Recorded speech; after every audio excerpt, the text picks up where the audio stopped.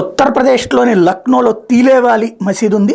అది గోమతి ఒడ్డున ఉంటుంది. లక్ష్మణ్ తీలే అంటే దెబ్బ అంటారు అక్కడ మీద అది ఉంది. అయితే ఇందులో స్పెషల్ ఏంటంటే ఆ మసీదు ప్రాంగణంలోనే శేష నాగేశ తిలేశ్వర్ ఆలయం ఉంది. ఈ మసీదులో కూడా సర్వే జరిపించాలని ఆదేశించాలని కింది కోర్టును ఆశ్రయించవచ్చని లక్నో జిల్లా కోర్టు కక్షిదారులకి పచ్చ జెండా ఊపింది. ఇట్లాంటి సర్వేలు ఏమీ జరగకూడదంటూ ముస్లిం పక్షం వేసిన పిటిషన్ కోర్టు తిరస్కరించింది. సున్నీ కేంద్ర వక్ఫ్ బోర్డు అభిప్రాయం ప్రకారం 1991 నాటి ప్రార్థనా స్థలాల చట్టం ప్రకారం ఈ మసీదును యథాతథంగా ఉంచాల్సిందే. జరిగే విషయాన్ని జిల్లా కోర్టు తిరస్కరించింది.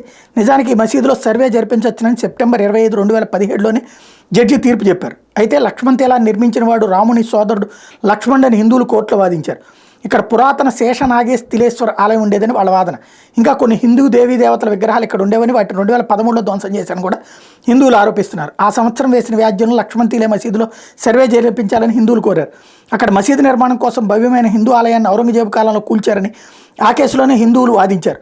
మసీదు కట్టిన ఆ స్థలం హిందువులదని కాబట్టి దాని అప్పగింతకు ఆదేశాలు ఇవ్వాలని అప్పట్లో కోరినటువంటి పరిస్థితి. అయితే ఈ కేసుని కూడా జ్ఞానవాపి మధుర కేసులు వాదిస్తున్న న్యాయవాది హరిశంకర్ జైన్ వాదించారు. అయోధ్యలో సర్వే జరిగింది, కాశీలో జరిగింది, ఇప్పుడు లక్నోలో జరపడానికి కోర్టు ఉత్తర్వులు ఇచ్చింది.